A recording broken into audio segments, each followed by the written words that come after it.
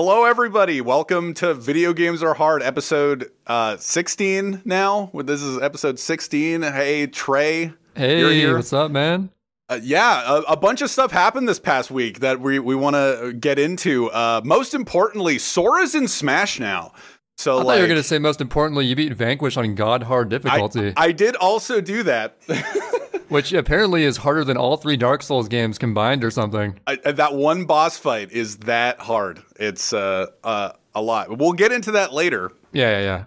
But first, there has been some SMS-related mishaps. Here we go. Yeah, we're gonna tackle this today. You and I the other day were talking. We've done this is the first podcast we've done like a pre-chat for. I feel like. Or like one of the few. I'm sure we've done that a few times at least. But this one required a pre-chat of how to like tackle it, and if we were going to tackle it at all. And I was thinking about like putting out a tweet being like, we'll definitely tackle it. But like if it was any other game, like we tackled the Melee stuff last year. Like we talked about it at least. And are you talking during the 2020 when all those allegations were coming out era? Yes. Yeah, I remember that pretty well. It's just like all of that came out and we tackled that. And this is like so close to home that if we didn't, we'd look like what we'd just not look. Yeah, we were going to tackle this no matter what. Like it's literally the community that we're most known for being in. And it's a pretty big deal because these are all, well, most of them pretty highly ranked. In fact, the world record holder himself. And we're gonna be as mature and respectful as possible about this, but respectfully, these guys are douchebags. Exactly. Respectfully, though. Respectfully. One of them, I'd like to point out, we've had one of them on the show. Yes, we had Oatflaker, episode 15, season 1. Yeah, I didn't remember what episode, but like back then, we did have him on, and I haven't gone back to listen to that episode at all, but I don't know. That was back when Oatflaker was super into bingo. He was like the insane bingo router type person. Yeah. And I gotta say, I'm disappointed with hearing what came out about him in this. There's basically a big document that came out a few days ago. For anybody who doesn't know. And it's on the Sunshine Community Twitter if you want to see it. And it covers everything that I guess they call themselves the Tarek clique or group, private Discord. Because Tarek is the main person who started most of the shit. I think he was honestly the worst influence on people. Because, I mean, everyone already knew Tarek was not right in the head. He was just always riding the line of being as edgy as possible without, or sometimes not even caring, just like being a total asshole to everyone just for no reason. Yeah. And people for some reason, some of the top elite players of Sunshine actually physically wanted to be in a server with him and interact with him, which speaks volumes about the kind of people they are, because like that just goes to show skill in a game and appearance in public online doesn't even tell a fraction of the story of who they really are. Yeah. And all the people involved, like Trey and I have been involved in the community for 8 years at this point. Yeah. Basically. Pretty much. And like we've seen all of these players start playing up until this point. Like been aware of them in some respect, like some more than others. And we'll get into like our relationship with the runners that are involved in this, but to like give a quick rundown as to what this document was, I don't want to say basically, but it was just a report by the moderators of Super Mario Sunshine, a report of what had gone on in those servers and the harassment and I don't know, elitism, slurs used by these people, like harassment of younger women, harassment of just anybody, me included. Literally, the bottom line is literally they hated everyone who wasn't their little clique. Yeah. They would hate on everyone, even people who, in public, they appear to be kind to. I have one example. I read through the document recently, like an hour ago, pretty recent, and that is there were screenshots. They were making fun of people I thought they were in with. Like a runner who retired a few months ago named Rick Ricks, he talked with him pretty often in like the public guy Discord, and they were always rooting for him, like, yeah, good job, Rick Ricks, on that new IL. That looks pretty sick. In private, though, they're just shit-talking him. Yeah. So it's like, they literally, even people you would think they would be on the same side as, they're just talking shit to behind their backs. It's just, even if you negate all the racism, sexism, everything that's just shitty, they're just douchebags. Like, no one wants to, you don't want to have douchebags for the sake of douchebags in your community. Like, if you can get rid of that, then get rid of that. Yeah, if you just what was it? The racism, the misogyny, even removing all that awful stuff. They're just mean to everyone, and they're just extremely toxic. It's unbelievable. It's just like massive speed ego that mixed with all of this horrendous garbage, and like the horrendous garbage should not be like taken lightly whatsoever, but.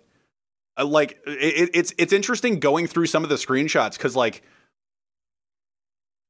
you and I have had conversations in like private DMs or even just like on this show talking about like our maybe not our speed ego, but like similar kinds of like, oh, I can do this, or like I can beat that time or whatever. But it's just like like those screenshots, like some of those screenshots that are in that massive dump are just like pure speed ego and totally fine if like without some of the words that are used. Like the just the idea behind like the fact that it's just pure speed ego is just like I can kind of identify with, but then it's just mixed with all of this heinous swill. That's a good word. Yeah. And it's horrendous, but like we're going to get into it. We've known a lot of these players for a while, and I was actually part of the outside of the Discord part of the document. Honestly, Sid, you were one of the main targets for whatever reason. Yeah. From what I can tell, they had literally zero motivation to ever target you because you never did anything to them. No. Like you never did anything to. Should we just list all the names right now or something? Yeah, sure. I'll start, I guess. So there was Guy 2308, the world record holder. Equivocal Genius. We'll go into like how we know these players later. Oatflaker, Nebulative, Nergish, Razo4, Urinal Mike, and DDoS. And I think that's it, right? Those are the main culprits. Yeah. So basically, you've done nothing in your past to ever aggravate any of these people, like in any way. And they just, for some reason, going through this document, they just relentlessly attack you. And I have no idea, like, what the fuck is going on? Why are they doing this to you? I am way more of like the focus in the screenshots than I thought I would be. They just have this burning hatred for Sid and others for that matter. And it's like, are these people just inherently evil? Like, if there's no motivation for this, like, why are they just such fucking assholes? I don't get it. Yeah, you were telling me like in our pre-talk a few days ago that it's just like when you were looking through the document and you saw the actually since this document's been released, for anybody that just might not know, Guy has put out a like pseudo apology, a pseudo apology. If you will. Oh yeah, okay, we'll get into that. We'll get into it later. I want to mention how shitty that apology was. But your response to the apology, like it warmed my heart because you said something along the lines of, "Oh, I saw the video that was posted in the Discord about me, and you got fired up and had to like say something." If that tweet seemed over the top, my response to Guy's awful apology, it was pretty over the top, pretty like fatality shot sense, like, you know, it was pretty up there. Yeah. But yeah, I tweeted that minutes after the first time I saw a 5-minute unlisted video of Guy. It was called Cuckold Train. Guy watching part of like a Sid run, like just like a random 90% run. I know what day it was. And it was like essentially just watching his gameplay, insulting him, calling him a cuck over and over again, like, oh my God, kill yourself, Sid, you're so bad. And it's just, he records himself doing this with face cam and stuff to send to his friends as like a joke. And it's like the most toxic thing I've ever seen in my entire life. I just saw that for the first time. I was so fired up. Yeah. I had to say something to Guy after that. I was like, oh my God.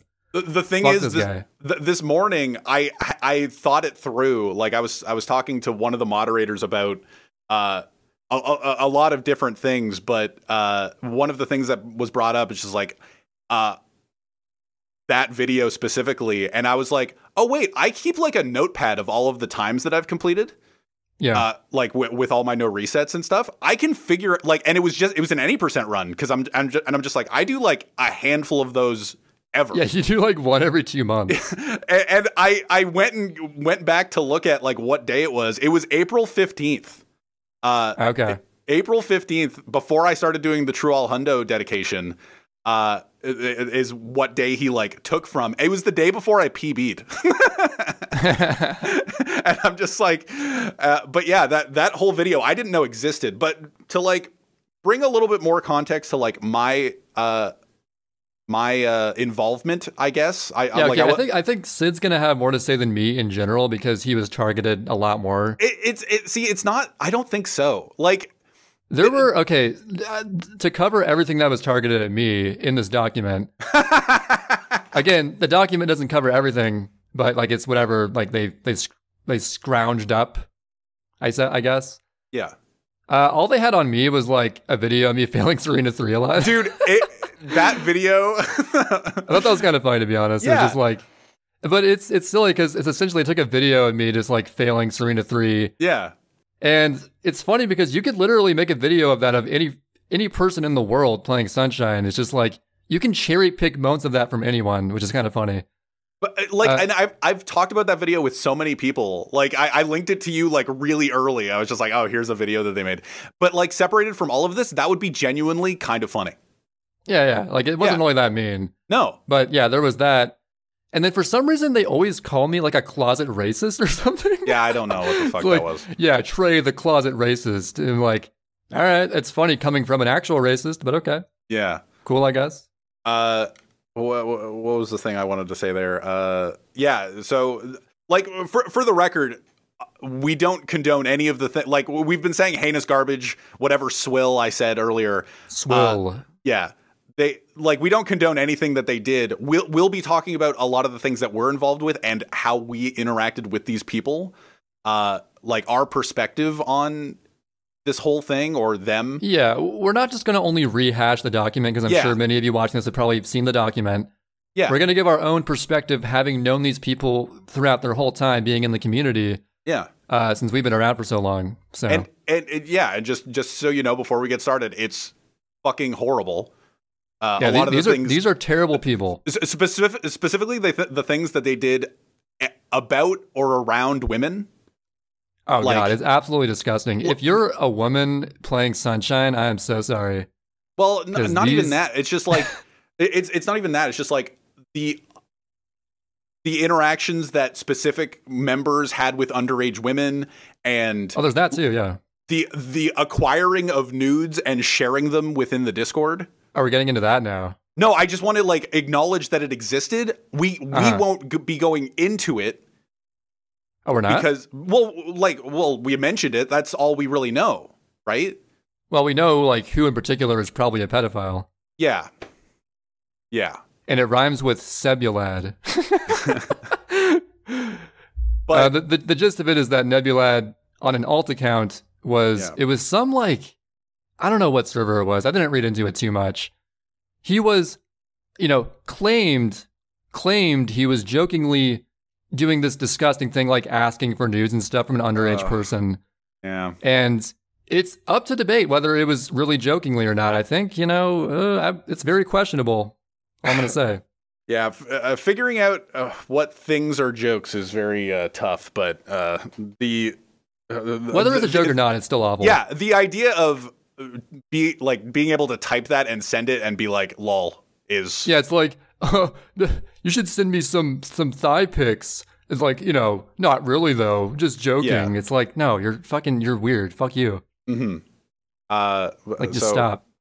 But yeah, so, and everybody that was targeted, like specific runners, like I DM'd Like a you. few. I DM'd a few. I got a bunch of nice DMs. Yeah. See, I didn't really get any DMs. I was just sort of like, yeah, I exist, I guess. Yeah, I suck at Serena 3 sometimes. I suck at Serena 3, whatever. It's not really that big of a deal. All right. But yeah, I got a few nice DMs, and That's good. I sent a few nice DMs. But like my involvement, and I've said it to death, and probably like I've been having a bunch of conversations about this. I have not talked much about it with you. This is why I don't know. We do the podcast. Mm-hmm. But I've talked about it with my parents, my sister, the European Discord, the moderators, just a bunch of different conversations about this that have been very eye-opening. And I've said this to death. So everything that involves me, I've known about some of it. Like obviously, like in the document it says that he sent a raid after getting the world record. He sent a raid to my channel calling or just spamming the word cuck and cited cuckold and stuff like that. Yeah, that was the one thing that we all knew. That was, yeah, I told Trey after it happened. I didn't tell a lot of people. I know Quaniza was in the chat. I know a moderator was in the chat, like a Sunshine moderator, and like had seen it all. But I didn't tell very many people. We were in the good people call the other day, or I was in the good people call before you showed up, and we were talking about the document, and Ice Windowsill, who's been on the show, was reading through the document as I was like sitting there, and he was just like, holy shit, they did that? And I was just like, yeah. And he's just like, how did I not? It's fucked up. How did I not know? I'm like, I literally told Trey, KO, and like, I think Ginger and a couple other people. Mm-hmm. And that was it. Like, it was just a handful of people knew. And it wasn't like a thing that I was ashamed of or anything. It was just like, why would I keep telling people that? And also, I didn't want to like seem... maybe there was some part of this where it's just like I didn't want to seem like that person that is just like, oh, you just keep talking shit about the world record holder or whatever. Like maybe there's some part of that. I don't think that was any part of it, but I was just like I didn't want to like it was just not a thing that I wanted to bring up a lot, which makes sense. And again, like remember, Guy is extremely young. Like he at this point he's he 15, was 17. Yeah, at that when he rated you, he was like what, 17? Maybe 16? Well, like, I didn't really want to go after him for anything. Like, I was just kind of like, oh, okay, whatever. Yeah, we're like, okay, he's a little kid, whatever. It's fine. Everything that was sent towards me, I'm just glad that I got it. And I've said it. This is what I was saying. Is just like, I've said this ad nauseum. I am glad that I got what I got, like what ire was sent towards me, because I did not care. Like, we never mentioned on the show. Like, even though this raid happened 2 years ago, we have still, like, even 2 weeks, or, like, the other week when I got the world record in 96 shines, we still talked about Guy in a way that was, like, we talked about his prowess at the game, and we didn't, like, linger on that. I was never a fan of Guy as a person since that moment, but I was just kind of like, whatever happens, if eventually a document comes out and they're told to be assholes, I'll leave my statement with the moderators. I gave my statement to the moderators.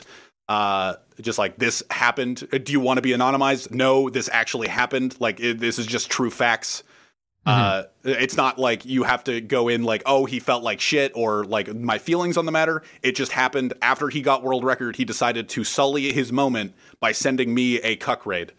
And that's just the facts. And it's a thing that happened. Yeah, and like after that, like I know that somebody, and the reason I say that, like I'm glad that I got the ire that I did, because if somebody else got that raid or like got the like randomly saw the gifs that they had made of my face or the emotes that they had made with the suffixes or whatever, somebody could have been destroyed by that, just utterly annihilated. Especially a younger person who isn't like mature enough to realize like, okay, they're just being shitheads. Yeah. Like, I don't know. I guess go on. I've just said this ad nauseum. Like if I know a few people, or like even if you're just a no viewer guy, like if you just stream on Twitch and you just all of a sudden get this wall of text calling you a cuck or just whatever, like, offensive spam, I know it can destroy people. So that's... Yeah, considering it was at you, it minimized the collateral damage of just, like, how awful that is. Yeah, I didn't, like, then take a break from... Like, it was while we were recording the podcast. And the funny thing is, like, a funny side story that you know, is that, like, we were... around that time, like, when Guy was going for world record initially and got his world record and then sent the raid, we were talking about having him on the podcast. Right, yeah, this is so funny how this happened. Like we were just like, oh, we should have Guy on the podcast, like, within 2 weeks of this happening. And then it happened, and we were just like, yeah, no, you know? Yeah, so we were pretty dead set. We're like, yeah, this newer player Guy, he got the world record. He's, like, extremely talented. He got good super fast. We should get him on to just have him on the podcast. Yeah, and then or he's just like, he could get the record. Yeah. And then he gives you the cuck raid. And then you're like, yo, Trey, maybe we, like, shouldn't do this. We should rethink this guest. I understand your opinion on that. I'm doing the Jonah Hill meme where I'm just, like, putting my head up, hand on my neck and just like, nah. No. Just, like, cut it off. No, this is a bad idea. Honestly, that's a good thing. We dodged a bullet. Yeah. Because honestly, so prior to this document being released and, like, everything being exposed, I always thought, like, the worst thing Guy truly did was just, like, the cuck raid or, like, maybe some other distasteful thing, like, nothing super major. Yeah. I personally got bad vibes from anyone in this group, like, even Equivocal Genius, Nebulad, all of them, just, I don't know, I never wanted to interact with them outside of, like, a purely business thing. Like, whenever I interacted with the Zoomers, it was purely from, like, 100% business standpoint, like, hey, I need help with this IL. They're like, anything Sunshine, like, never outside of Sunshine talking, because I always thought they were kind of weirdos. Mm-hmm. Turns out that was true. Always trust your instincts, folks. Mm-hmm. And yeah, again, I viewed Guy and these people as like, oh man, they're very good at the game, they're very skilled, but personality wise, they don't mesh with me. So that was my whole standpoint. But then after learning how bad they truly were, I felt like, wow, I guess my hunch was right. They are awful people, and I'm glad I never hung out with them outside of just, like, typical Sunshine stuff. So yeah, and like, even apart from so like, back to the speed ego thing, like, we're talking about their prowess at the game or whatever. They would there are screenshots talking about, like, targeting for certain world records or whatever. Yep. Where it's just like, it implies me, because, like, they would... Oh, yeah. Here's where we got to mention. Turns out we were right. Yeah, we were right. We were 100% right. Yo, on a recent episode, so Sid, his most recent 96 Shine record, got beaten in like 13 hours by Guy. Yeah. And I made the joke of, man, this sure feels like a coordinated attack or something on Sid. Yeah. And you were like, nah, you know, it's whatever. Turns out I was right. They do... Because they hate people so much outside their server, they will stop at nothing to target certain people either on the IL board or the full game leaderboard. They will make a group effort to just beat whatever time, just not for their own personal gain. That's only a small part of it. Mainly to put down other people because they're just that big of assholes. Yeah. And it's insane. And having the, like, just like, oh, I want to go for this world record, I'm trying to get this world record, that's not toxic. What they did was toxic. No, what they'll do, they will see someone tweet something like, Reed will say, I'm going to grind for world record. They will screen cap that, put it in their Discord, and just insult him, call him the N-word, all this awful stuff. Yeah. And I've seen them do that. There's like 10 instances of that in the Discord. They're like, yeah, good luck with that. This guy's a fucking loser. And it's like, dude, how can you live with yourself acting like that? Mm-hmm. Like, it's just like, you're just, everything is so negative, and just, if that is just out of the community, just everyone, again, like I said, would be happier for it. While we're talking about the IL board, do you want to acknowledge the going back to the pedophile. All right, so Nebulad, honestly, to me, you know, again, I always got kind of iffy vibes from Nebulad, but never as bad as, like, Tarek and stuff, obviously. But Nebulad, so, okay, this is crazy, right? Mm-hmm. So if you've been around speedrunning for a decent amount of time, you've probably seen, like, the drama videos of oh, in this X game, this person cheated to acquire the world record, or this person spliced their time so they could, you know, beat a certain thing or whatever. Typically, people will cheat in speedrunning for their own personal gain. That's no surprise to anyone. Well, what if I told you that this toxic group, specifically Nebulad, cheated not for personal gain, but for someone else's loss? That's right. This is the first time I've ever heard of anything like this happening. This is the most toxic thing I think you can possibly do in speedrunning ever. This is just insane. So the Rico 8 IL record is still is held by Switchmaster. And Rico 8 is interesting because the IL has its own IL specific clip. It's an extremely it sucks. The IL sucks. All I'm going to say is I did Rico 8 ILs for like a cumulative 5 hours, I think. I couldn't get the clip a single time. Yeah. I only got it like a handful of times. Either I'm doing it wrong or I'm just never got lucky. But yeah, there's an extremely stupid IL only clip that Switchmaster in his IL record did legitimately on a pretty fast run and has a 30-second point whatever time.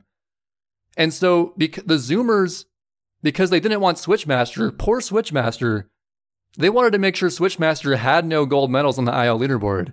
Yeah. So what they did was Nebulad tasked a run of Rico 8s that was a little bit like a few frames faster than Switchmaster's, because when attempting to beat it legitimately, they couldn't do it. They just straight up couldn't beat it. So they just gave up, cheated, tasked a time. But he didn't put it on his own channel. Oh no. They made some like Smurf fake, like pretend Japanese player account, uploaded it on that account. Oh, I didn't even know this. Yeah, so the record holder for Rico 8, I forget what the name was some Japanese player who only has a Rico 8 time and nothing else. Yeah. And that was the record. Because again, Nebulad didn't want to have personal gain. He didn't care about that. He wanted Switchmaster to not have his medal. Yeah. So, and then, so it came out after the paste bin, or after the document came out. Yeah, it was just kind of like, oh yeah, by the way, they also did this. Yeah, so this was like a day after the document was released. Shout Plenty, an IL spreadsheet moderator, was like, oh yeah, by the way, that Rico 8 record, that was tasked.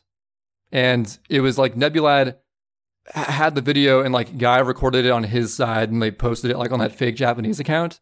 Yeah. And so, Switchmaster rightfully still has that record. And yeah, just imagine cheating to put someone else down. That is, I can't even comprehend that level of just awfulness. I don't even know. Yeah, but it's crazy.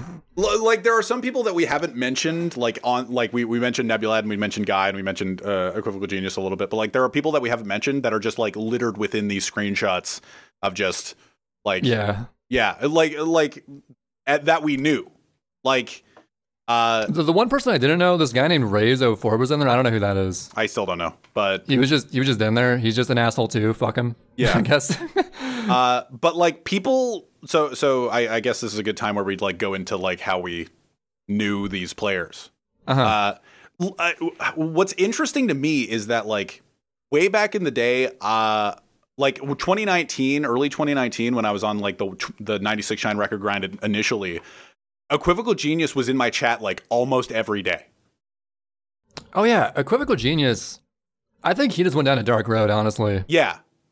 And like Oatflaker actually was in our friend group before a certain time. And then Oatflaker was cool and then he joined the dark side. Yeah. And like those are two of the like more disappointing ones. Urinal Mike I was cordial with like up until this, and I was just like, holy what? Yeah. Like how do you type these things? Like how two-faced can you be? Like act this way in one group and then totally different otherwise? He was just a bingo head, and just at this I thought he was on the outs with the Guy Discord as well. Like I thought he was on the outs with them. When he posted his pace bin a few months ago, that he was just like, oh, I don't feel respected enough in SMS. Oh, by the way, this is going to get you a shit ton of respect, by the way. But speaking of not feeling respected, that'll be like part of Guy's thing later. I don't feel like I'm respected, but yeah. Jesus Christ. like I felt comfortable enough to post a mock, like a kind of a mock paste bin at some point where I was like, what did I say in the paste bin? I was just like, by the way, I'm just like, I just don't feel like playing the game. But it was like, I'll be back next week or something. Yeah, it's just like, I don't know. I just periodically take breaks. But the title was like My Future with SMS. Yeah, it was like a clickbait thing. Then okay, he's not really leaving. Okay, and it was like kind of referencing the Urinal Mike paste bin from like a couple months ago because I felt like we were like we were cordial at the very least. Yeah. And all of this women hate and just like the quote, have like you guys ever think that women should die? Urinal Mike 2021. How do you just type that? How do you type I don't it know. and then press it's send? honestly, it's disgusting. And so that was my interactions with Urinal. Like Guy, I think we were okay in like 2018, early 2019, and then he got record and then sent the cuckold raid, and I was just kind of like, yeah, I'm okay with like not interacting with you anymore. I think. Didn't Guy similarly also say he hates women and stuff? Yeah. I think like it was maybe someone else as well. Yeah, I think they all to some extent did. I think DDoS had the most shit. Yeah, DDoS he's was just crazy. He's fucking done for. I don't know what to say about DDoS. Yeah. But what was it? But yeah, so like I went back to look at my my Guy DMs like this past week, and it's all from like 2018 or 2019 being just like talking about Sunshine. Just like literally just talking about Super Mario Sunshine, and like I was supportive of him like getting good at the game. It's just like, oh yeah, like I think one of my DMs was like, oh go get the record or whatever, like something, and and then he just did all that, and I'm just kind of like, okay, weird. And then in his apology, he acknowledged the cuckold raid, but that he didn't acknowledge anything else, and I was just kind of sitting there going like, what is this? And Guy was also weird about it. He's like, I'm not going to apologize to Sid because I don't even feel like interacting with him anymore. Or is like, I shouldn't have to tell Sid directly. I'm gonna tell Cathalon that I'm sorry about what I said to Sid. That is so funny. The fact that he looking at that makes literally no sense. By the way, like what? The fact that he DM'd Cathalon, like been on the show a few times. People want him back. I know that. Like we'd love to have him back. He might come back. He's been around somewhat recently. Yeah, he's been playing Nick All-Stars, but he's like DMing Guy DMing him is just so funny because I was just like, there's no way Calf DM'd me. It's like there's no shot. That just like no, Calf. Yeah. It's like Calf. It's like yeah, no, that never happened. Was at the bottom of the screenshot like not gonna talk to Sid, lol. Yeah, but why he kept that in. Not? Why do you keep that in the screenshot is what I want to analyze. What the fuck? That's just so like weirdly rude for no reason. Yeah, it's just like, yeah, because I'm not going to DM him. I'm just sitting there going like, but like within this context, it's just like, it's just after the raid. And according to him, we were like totally fine before that. And he was surprised that I was offended by it. So like the next step would be like, oh man, I'm sorry. I thought you'd be totally down with this cuck raid that I sent you. Dude, I thought you'd be so down with everyone calling you a cuck. Yeah. What do you mean? You're not okay with that? What? Wait. Huh? And in the same document, he was just prank, like, bro. There was a video we uploaded that was kind of funny, poking fun at the fact that Sid doesn't rage, right? And it's just like, top 10 Sided Williams rage moments. And I've seen the video, and I did write the comment that he showed. It's just like colon rage end colon, because the fact is I just don't rage at the game or at any games. So. Like he says all that in the document, and then he goes, yeah, but like he was having a bad time with Tetris, so he was in a foul mood. I'm like, am I a rager or am I not? Am I mad at Tetris? Am I mad at your cuck raid? What is this? Well, I don't know which way I want to be. Yeah. But so, and he didn't reference anything else like by the way, the 2 years after that, I also apologize for where the random I remember, okay, this is one thing that I don't know if you remember, but I know you were there for, but for the record, I had not seen very much of this. I had known that they were not fans of me. Yeah, no, okay, even like, It was pretty obvious that they didn't like you for some reason. Yeah. We just didn't know how bad it truly was. I never wanted to interact with them or very little. So I was the same way. Yeah. But I remember like periodically seeing like an emote posted somewhere that had the prefix of cuck that was a picture of my face. Like that was one time and I was like, huh. Makes you think. And then there was one time we were all in a group together from like probably 2018 or a while ago where it was you, me, Paper, and Guy at least. Mm-hmm. And I like maybe he went back to like he was leaving groups. I know we have so many Discord groups that we have active, like especially with the podcast. Like we have one with Calicat, we have one with Rixer, we have one with like everybody that we've had a guest that's been on the podcast. We have just a Discord group that still exists. And like we could just go back and like leave all of them and then it would notify people that they're leaving. And I think we were in a group with Guy, Paper, you and me at the very least, and somebody had left and it brought the Discord, that group to the top. It's just like, oh, the notification that somebody left. Yeah, I remember this now. And then Guy was just like, oh, well, I'm in a group with Sid. I'll post this cuck gif of his face saying something. I don't remember what exactly it said. I remember seeing it and being like, "What the fuck?" And then I left the group. I think both you and I left the group, and then after he had and Paper was just, I don't know if Paper even saw it, but yeah, I just those are my only interactions. I didn't know that the video existed. I did not know that video existed until the document. After that, I thought it was really sad that he even made it because at first I thought that is such a loser thing to do. At first I had thought he had live streamed it. Like it's just like, oh, it's a live stream of him like opening my video and kind of making fun of me. Oh, that's like less sad, I guess. But then somebody was just like, no, it's privately recorded and uploaded to YouTube. I'm like, that is the sad. Like he sat alone watching a VOD of my any percent run. Pretended it was live and like put himself on Facecam, said all of this shit and uploaded it and thought it was funny. And did it for the amusement of his fellow racist and women haters. Yeah, and I'm just sitting there going like this is the saddest thing I've ever seen. And yeah. Cuz I would never do that. I would. Obviously. Yeah. Okay. For the record, we'd never do any of this. For the record, I would never do that. Totally. Yeah. Never. I never did that. No. But it's just like, what the it's just silly because there in constant things, even outside the apology, there were other screenshots of like, him being accused and him like trying to, save face. Mm-hmm. Guy constantly says things like, I did nothing wrong and I deserve more respect in the Sunshine community. And then all this stuff comes out. It's like, yeah, I don't know about that, buddy.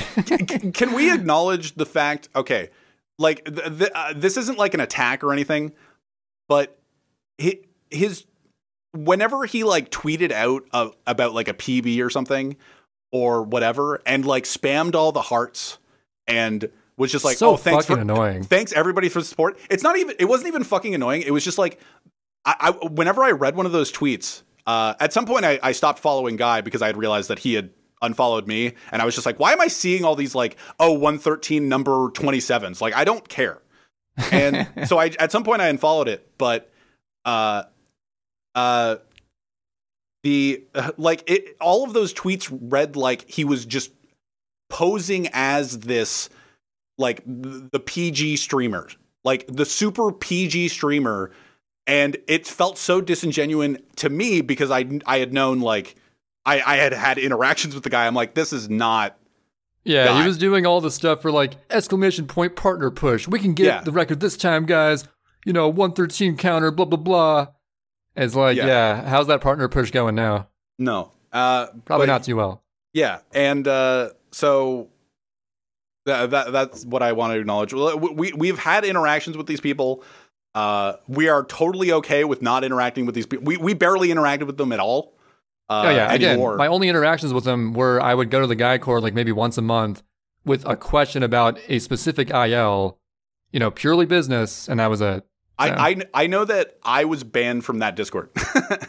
Really? Yeah. At some point I was in that Discord and like not even thinking about it, like months ago, I was just like, wait, am I still in the guy court? And then I like scrolled through because I'm in a bunch of servers. And I was just like, oh, I'm not in the guy court anymore. And apparently I've learned within the past month, maybe since the document came out, or no, not since the document came out, but I learned that I was on a short list of people banned because I guess I was a target. Like, again, I don't. Where does this hate come from? Why do they hate you? There's no reason for them to hate you. They're just assholes. I don't get it. I don't know. It just like my brain cannot physically comprehend why they hate you so much. But it's just crazy to me.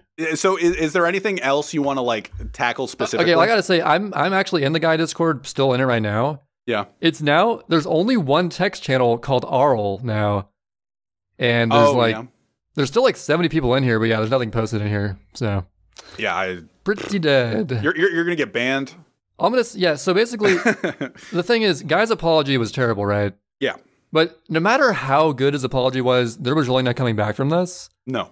That being said, though, he should have seen, because like he was around during that Twitter era about a year ago when all those people were getting canceled, allegations were coming out left and right, paste spins posted left and right. You could read through that stuff and really take notes on like which stuff works, which stuff doesn't. And I feel like by now you could probably craft a pretty decent apology with the knowledge gained from that. Are you saying that with his knowledge of like, oh, he posted on Twitter faking like he was the PG streamer, why didn't he like try to copy something else? Yeah, like try to copy like, you know, the better than shitty apologies, you know? But yeah. The thing is like, I just gotta say how bad it was, because you go for it. In the apology, he only mentions the lesser bad things. There were way worse things in the document he never acknowledged. Mm-hmm. And wait, I had one more thing. Oh yeah, I control F'd the word bored or boredom. I think it came up like 5 or 6 times in the document. Pretty much in every section, he would end his justification with, I was bored in COVID times. Come on. Yeah. And then we're sitting here like, you know, most people when they're bored, they'll learn how to bake bread or take up some kind of hobby, not harass people for no reason, right? Yeah, I was talking to somebody and I was just like, yeah, maybe when COVID started, I just took more of a like, Trey and I took up casual gaming, like we talked about on the podcast. You know, like and normal things. Yeah, and we watched television shows and we were like hanging out and we started the podcast back up. Played some Among Us. Yeah, we were chilling, we were hanging out. And then the person I was talking to turned to me and was just like, my sister got plants. And it's just like, the stark contrast of like, oh yeah, I was bored, so I decided to be racist, sexist, misogynist, like all of this, and I was all of the above, and just target random people, like hate on people for again no reason. There's no motivation. Yeah, and I was 15 to 17, so by the way, yeah. And I guess so to go into more specifics, I guess Equivocal Genius. I think I was most surprised by Equivocal Genius because to me, he always seemed like a level-headed person who simply hung around that group purely for their skill at the game. Mm-hmm. I always thought that EG, he simply tolerated their shitty behavior, right? Yeah. But no, it turns out he's like the most racist one of all. Yeah. He is so racist. He's always talking about like, oh, exterminate the Jews and stuff. I'm like, what the fuck? It's so surprising. Is this guy real? Yeah, it's so surprising because he was, and I want to get into this too. Like 3 of them were moderators of like Super Mario Sunshine. Yes, Oatflaker, Equivocal Genius, and Nebulad. Nebulad was an IL. They were all moderators, and this was when there was a period where like I could feel there was some resentment towards me because I was an old moderator, didn't really do much. Yeah, and at some point I stepped down from moderatorship. I'm like, okay, look, if there's this resentment, I'll step down. It's no big deal. And then, you know, in comes like Equivocal Genius, all these terrible people become mod. Mm-hmm. We didn't know, obviously, but that's just how it happened. I was talking to one of the moderators today even, and we were talking about just random topics. And the fact that Equivocal Genius, there's a part of the IL spreadsheet that is like RTA strats. And it's aimed towards there was a whole part of the document where it was just like easier strats, like welcoming like tutorial level, like Oatflaker and Equivocal Genius worked on that a lot, and just like And this is so surprising coming from like that person, just like, oh, you're willing to like let people into the game and try it out. And then behind the scenes, you're just like, oh yeah, but everybody's shit and we hate everybody. And it's just like, what the yeah, like the dichotomy of, yeah, he appears so welcoming and, oh, here's all these resources and things you can learn from. And please, you know, I want people to join the game. And then behind closed doors, he's like, these guys fucking suck. They all suck. I'm amazing. Fuck these guys. And like, he deleted his account and he deleted that board like frame 1. Yeah. When all this came out. Frame fucking 0. Yeah. As soon as the doc went up, Equivocal Genius deleted like everything he had. It was like so fast. DDoS put up an apology an hour later being like, I'm not apologizing because I got caught, but I got caught. So and that's been deleted since. And yeah. But the thing I wanted to acknowledge with the moderator team specifically is that like they were moderators. Like 3 of them were moderators. And I was talking to one of the mods. I actually asked specific questions, and I have specific things that I'd like to say about it because it's like a feel good story. Like within all of this garbage, it's a nice like coming together of the moderators that weren't within this group, where Ian, who was like in the document, was mentioned. Who leaked all of this. Isn't Ian like the MVP? Yeah. Of this? Like he's the one who really like brought this to attention because he was actually in that group. He got the ball rolling on all of this. Dude, shout out Ian. Ian is amazing for this. And Ian went to one of the moderators and told him, or told the moderator that it was this was all happening and started leaking. And that moderator like got this groundswell of other moderators together. Secret, like I was liking it when I was being told about it, like Ocean's 11, where they're just like trying to take down this elite squad or like rob the casino specifically in Ocean's 11. But like it was just a group of them just under the nose of Equivocal Genius, Oatflaker, and Nebulad. And it's like, it's really impressive that they, because that was one of my, like throughout the whole week after this, like amongst all of the thoughts relating to the document and things like that, I was thinking, how did they do it? Like they literally were up against moderators of their same level or even higher.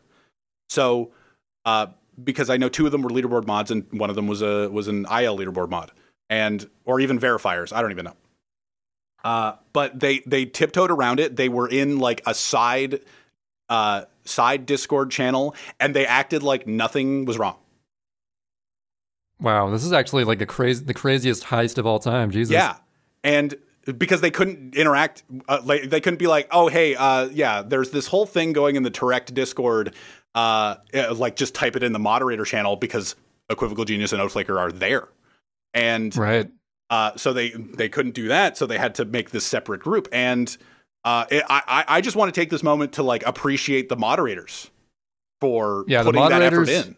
Ian and the moderator team that put this together, they're the MVPs, of course. Yeah, and at some point, I was like a month and a half ago, I was direct messaged.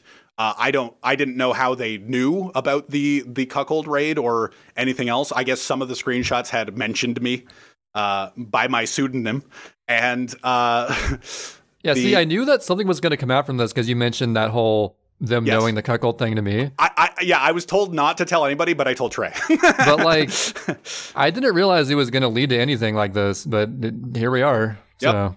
Yep. But yeah, that was like a month or 2 ago, and I sat on it for a couple days. Like I was DM'd, and I was just like, huh. And I literally pulled a classic Sid where I just responded with, and I just left it for 2 days, and then they re-responded being like, okay, so you said but like sup.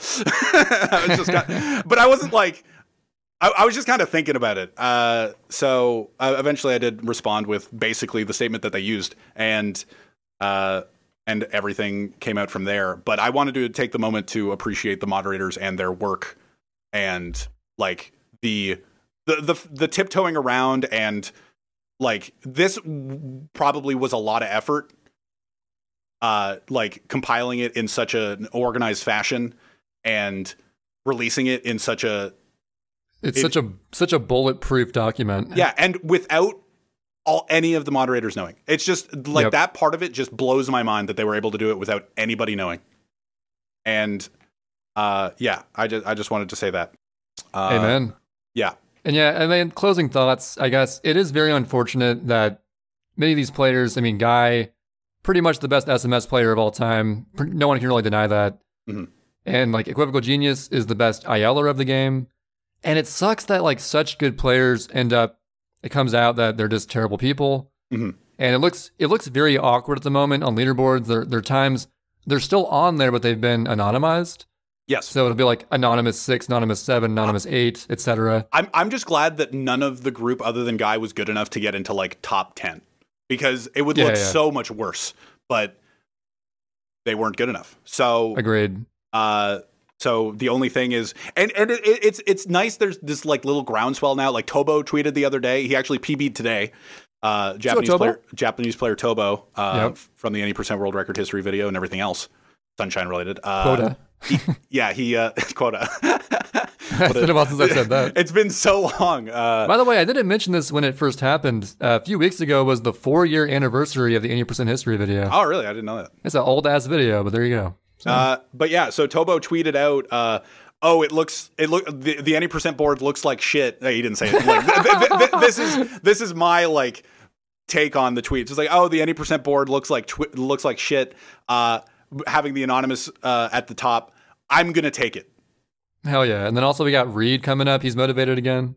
Reed's motivated. The thing is, people always sleep on Reed because of all his resets, but he could seriously pop off any day now. Yeah, and no, like I don't doubt Reed for a second. Yeah. One of the first reactions that I had during the document was like one of the first screenshot that I saw was just like them saying like Reed is so untalented, and I was like, have you seen Reed, bro? Dude has like the craziest movement out of anyone I've ever seen.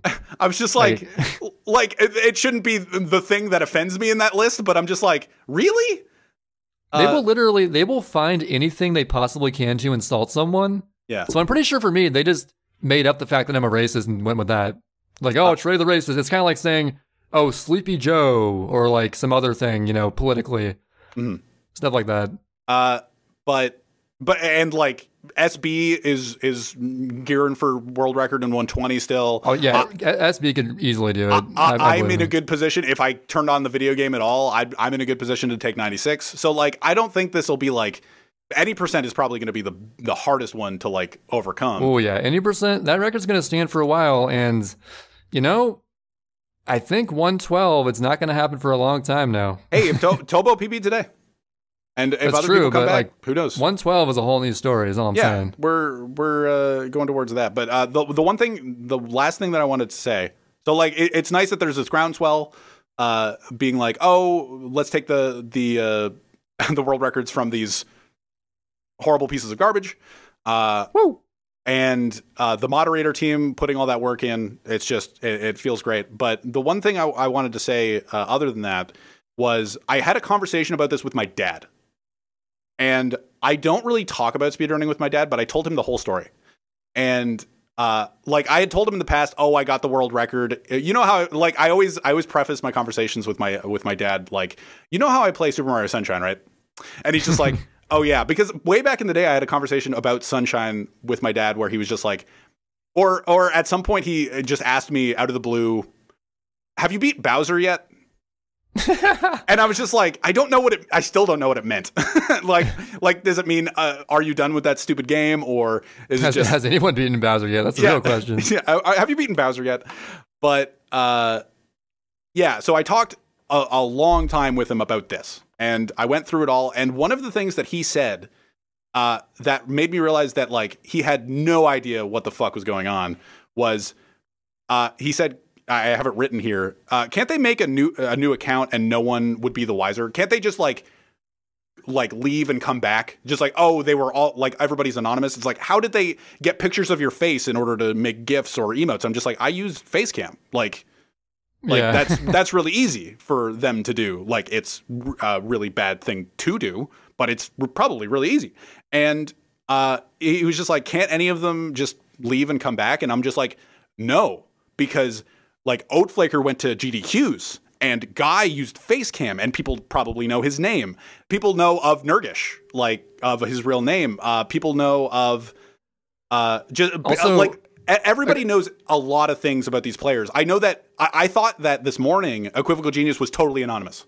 No. There was that event where he had his face cam. Yeah, and I didn't watch any of BTRL, and apparently it was a requirement that you had to use Facecam. And yeah, actually, I commented part of that, and that was the first time he showed his face. So EG almost kind of snuck by, but nope.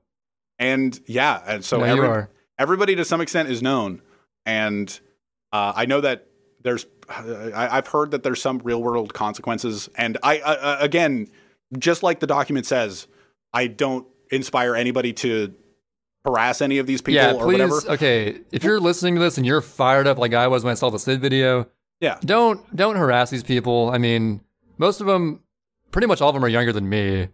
Yeah. And like, especially Guy, like he just turned 18, and I think he's still learning how to be a not shitty person, hopefully.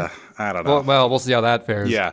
But yeah, like it might come off like this whole topic we've been like ragging on them, but I feel like our perspective is valuable considering like we've been like we're the ones that they would make fun of for being boomers.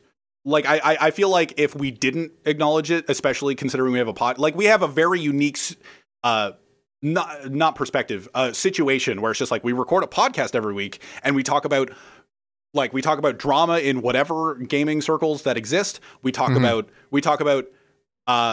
like world records that are broken in Super Mario, or not just in games. Pretty much any game that we care about.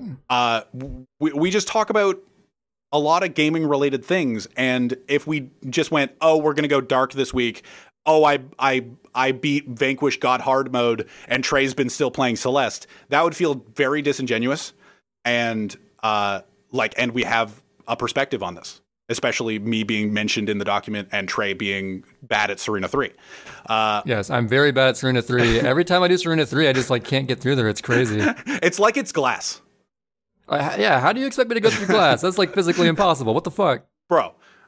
You can't fault me for that. Come on. But I think that's everything that I want to cover relating to them. That just about does it. We can get into other stuff now, I guess. Well, fuck. So a part of the document, I did all that wrap up. Wait, did we miss something? In addition to that document, one more thing. Yesterday, or as we're recording this, yesterday, Rudhira actually posted a what is it, misogyny and sexism in the SMS community document, and I mentioned in that document at the end for being supportive of it. I know I read it before it actually was posted. There was initially a bunch of backlash towards it. I don't know how it like sits now. I know that people weren't happy with the response that it got. I choose to be the optimist regarding it, and if you go check the SMS Discord or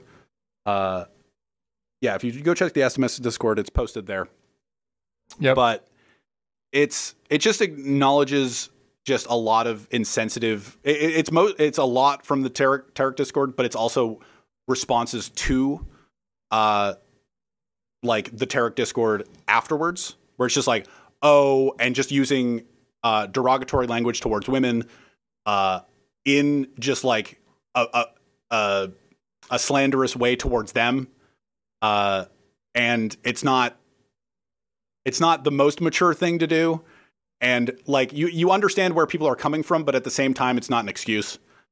You don't want to sink to the same level as the people that are being called out. And the document goes through a bunch of words that shouldn't be used. And I don't use. And a lot of people lingered on like two specific words, that people just want to like hold on to for dear life. And like it was referencing rape, just like you shouldn't use rape, but rape has never. Yeah, the word rape is so cringe, dude. Yeah. The word rape is so out of like it's been. I don't think I ever used it, but I haven't used that word since like 2008, probably. It's been out of style. It's not Out of style, good. yeah. It's not a good word to use in any context. And I was surprised that anybody still used it, frankly. And the word cunt, I'll just say it. Yeah. The C word, and but people are like, but the people that or the thing that everybody lingered on was just like, and I choose to be an optimist with this, where it's just like, I think people went through the document and went, okay, rape, yeah, that's a bad word to use. Cunt, yeah, that's a bad word to use. And then they just went to the like one paragraph that was just like, oh, bitch and pussy, and they all went, really? Like you're gonna try to take these words away from me? And I don't think they really understood the like. Yeah, it depends on the context. Like around certain people, it's okay, but like if someone says that offends them, then don't use it. Exactly. And there was like the bottom line is just to be a decent person. What we're saying. And there were a lot of responses in the SMS Discord where it was just like comparing it to the N word, and I'm just like, but why do you have to?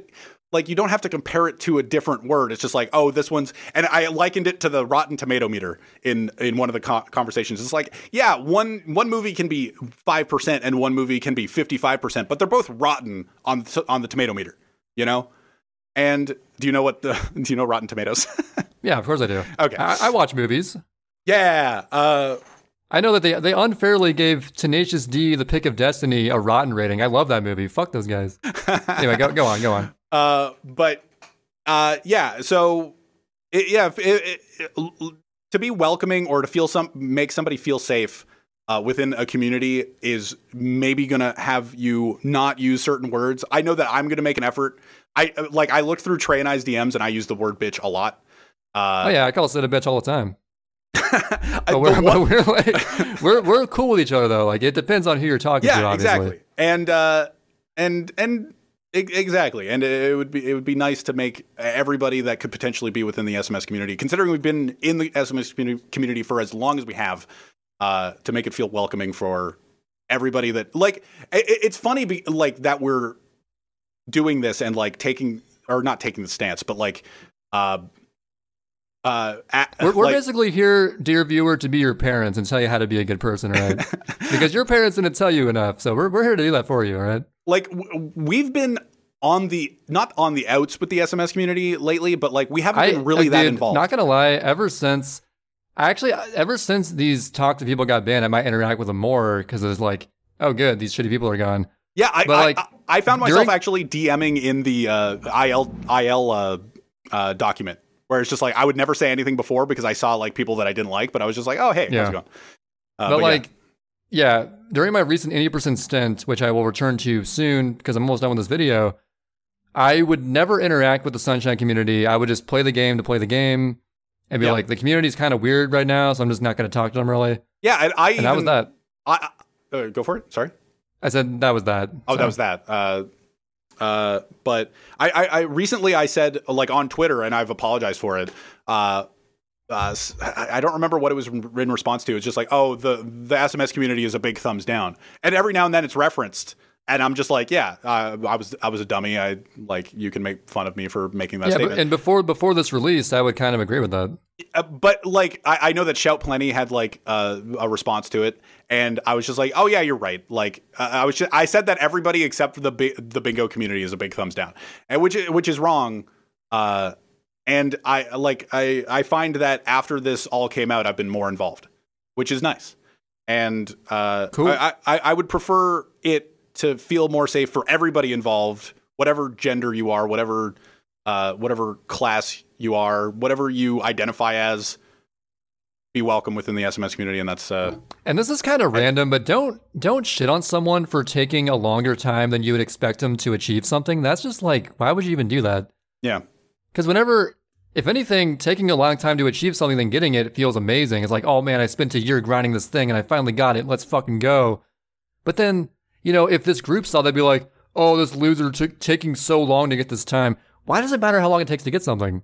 Yeah. The bottom line is like, you got the thing. It doesn't matter how long it takes or what it took to get it. Yeah, but that's just extremely toxic. But how long did it take me to get 96 record, really, But it doesn't matter. You got it. Fuck them. Hey, fuck those guys. To be fair, I was looking through so when I was when we were talking about the video earlier, not we, but me and a moderator, we were talking about the video earlier, and I was just like, oh yeah, I know, like I have a notepad that I update all of my times on. I can actually figure out what day specifically that this was or like what day stream this was specifically recorded on, and like I went through all of my times and whatever and found it, but I went to like the beginning of 2019 because I have all of those logs, like those documents of me just writing down every no reset. And it was kind of nice to see like the improvement that I was making as I went, just as like a quick aside. Yeah. To all of this. And it's really interesting to see like the progress. And even like though it took your average finish times go down over time. Yeah. Like at the beginning of 2019, my PB was 238. Right now it's 230. And huge improvement. That's crazy. Like even over almost 3 years. But yeah, to finish what I was saying, it was just like, if you can make everybody feel safe within the community, then, and if omitting some words that you don't feel like you should, or like just omitting some words that you're comfortable with, just to make somebody else feel more comfortable, that's always a plus. And yeah, that's all I really wanted to say. All right, Vanquish Godhard. How was that experience? I thought we were going to talk about Pope Squidward getting the Majora's Mask world record, because you just referenced it. I was going to say like as an example, possibly, but it's just like one person. Anyway, yeah, again, like Pope Squidward, he was ecstatic. He spent like a 3-year grind getting a 115 in Majora's Mask all dungeons. Mm-hmm. And no one looks at that and it's like, oh, wow, it took 3 years. What an idiot. No, it's like, dude, good shit, man. You got that thing. Awesome. Yeah. Like, you should support people, not just bring them down. Like, if you get enjoyment, okay, the thing is, if you're the kind of person who gets enjoyment from either someone else failing at someone or like making fun of someone, you need to like reevaluate your whole moral compass or something. Your value system. your whole value system is fucked up. You need to fix that, and you'll be a more decent person. Yeah. So. Yeah, I saw that tweet. I think I was watching Squid Game at the time when you linked it. Pope Squidward, Squid Game, coincidence? I think not. I saw the connection. I was just like, oh, I'm watching Squid Game right now. And Trey was watching him Squid Game in Majora's Mask. But yeah, I saw that and I was just like, oh, that's cool. I didn't know. I followed him on Twitter after that. But yeah, that's. I just saw that. It's like, it's funny how you can spin things two totally different ways. Either, oh man, can't believe it took that long, or dude, the grind, what an insane grind. You finally got it, yes. What a respectable grind, you know? There's like, why, if you have the option, why not spin it the good way? Like, why choose the asshole option? It seems like this whole group that got canceled, they always just chose the asshole option for some weird reason. Yeah, it's like what is it? The 2 words that you can describe somebody as, where it's just like, oh, if you find them attractive, they're brave or whatever, and then or like confident. That's it. It's just like, oh, I find them attractive, therefore they're confident, and then it's just like, if you don't like them, it's just like they're arrogant. Yeah, there's 2 sides to every coin, yin and yang. You know how it goes. Yeah, and you can just analyze it however you want. But yeah, I think we're gonna be done with the Tarek Discord talk for now. So. For now, there's going to be more. Well, no, yeah, we're. I think we got everything out we wanted to talk about.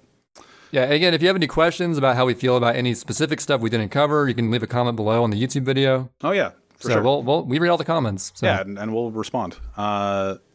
Mostly Sid's really good about responding. I'm not so much, but I do see him. So I read everybody's top 10s. When everybody was posting top 10s during our top 10 vid, I definitely made a point to that was fun. That was fun. Yeah, people talked about Metal Gear Solid, and I was just like, we didn't even like. I don't think I've ever played. I think I played Metal Gear Solid 5 for like I've never played half one. hour. Yeah, but other than that, anyway. So I guess this is what would have been the whole podcast if the document didn't drop. This would have been a lame episode, so thank you for the content, SMS mods. No. No, I'm just kidding. Vanquish is sick. I'm just kidding. No. But yeah. So I did a stream. A couple streams. After the raid a few years ago, I buckled down and actually clicked start stream. Yeah, you're finally recovering. I'm finally recovering from that. But yeah, so I turned on Vanquish God Hard mode. After, like, I talked about it on the podcast, is like, instead of Celeste, I kind of wanted to do Vanquish God Hard mode. And then I finished Celeste and I was just like, okay, now I have the opportunity. And so, I think the gameplay we'll show on this thing will be like you doing that boss fight over and over again. Dude. Just to demonstrate how hard it was. So God Hard mode started pretty God hard. And I want to clarify that the only reason that I finished this run, like, I had such a determination to finish this God Hard mode run, because our podcast is literally called Video Games Are Hard. Like, and if you were to not tackle the hard video game, you'd be kind of a hypocrite, right? Yes. If I didn't just, like, follow through and actually try it. But yeah, it started off really hard. The second fight, I died 47 times. It might have been a mix of, like, it shows you after each mission how many times you died. So it's very easy to know how many times you died, because it just, and it also rubs it in your face, because every time you die, you actually lose 1,000 points. And there's like a score system in this game. Yeah, that's definitely something that I will acknowledge, because at the second fight, they introduced the Dreadnought, the hard mode version of the Dreadnought, when I had no guns. And the Dreadnought is scripted for, and I'm pretty sure it's scripted for way later in the game, because even in God Hard mode, it still had, like, the voice line of, like, oh, it's the Dreadnought. And I was just kind of like, I've been fighting them the entire game. But yeah, in God Hard mode, they introduced them in the second fight. The first fight, I died once. And then the second fight, I died 47 times trying to figure out a strat, because they actually had enemies that spawned behind you. And I was just like, this is tough, because I don't have any of the good guns that I usually have, or that I would have. And I know Funky was in the chat, and I know, like, a bunch of people were in the chat being like, this looks horrifyingly hard. And this was just the second fight. And I was just like, I can do it. And I kept going through it, and I beat it, and I was like, yes. This is really fucking hard, and this is only the second fight. out of 5 acts, I am in mission 2 of 8 in the first. And I'm just like, huh. But it started getting better. Like, I actually used different guns than I used in my initial playthrough. I played through hard a few months ago. Maybe part of the 47 deaths was me dying to getting used to the controls again, but I think most of it was just, like, it being really fucking hard. So do you think that they balance this mode whatsoever? No. Because they just sort of threw stuff at the wall, and they're like, yeah, that sounds really hard, just put that in there. To be maybe to some extent, some of the fights in God Hard mode were really satisfying. Really satisfying. And there's, like, these scorpion guys, these duo scorpion guys that you have to fight at the same time later on in the game. And I think I died 20 times. And it felt like gargoyles in Dark Souls. Like, it felt... Ooh, yeah. It didn't feel bad. Like, there was no chance of them knocking me off like gargoyles do, but they were extremely hard enemies that you had to just keep track of both of them at the same time. And that was really satisfying fight. But, like, as I went through, it started getting easier, and I started using different guns. I had not used the shotgun at all in the first playthrough. I used it a shit ton in this playthrough. And, like, I used the laser cannon in my first playthrough a lot. You cannot use it in the God Hard mode because it uses your overdrive, and your overdrive is the most valuable thing you will ever have in your life in Vanquish. Because when a mode is hard enough, there's certain things you simply can't afford to do in easier modes, because you have to always do the most optimal thing to even survive. Yeah, so. And the overdrive is the like freeze time mechanic, where it's like, yeah, it's the dead shot in Red Dead Redemption, where it's just like everything slows down and you can shoot for a bit, but it's a meter. It's not like... Yeah, and looking at those fights, those close to the end fights would look like they would have been impossible without that. Yeah, without that, it's the movement's fun, and the overdrive gauge reminds me of Flood. But yeah, if you didn't have that mechanic, I think the last fight would have been really a lot harder, and the second last fight would be near impossible. Mm-hmm. And because you just have so many enemies during the second last fight. But yeah, as I went through, I clawed my way through, and the fights, like the fight that I had the most issue with, or I guess the second most issue with in my first playthrough, I had no issue with whatsoever because I was just that much better at the game.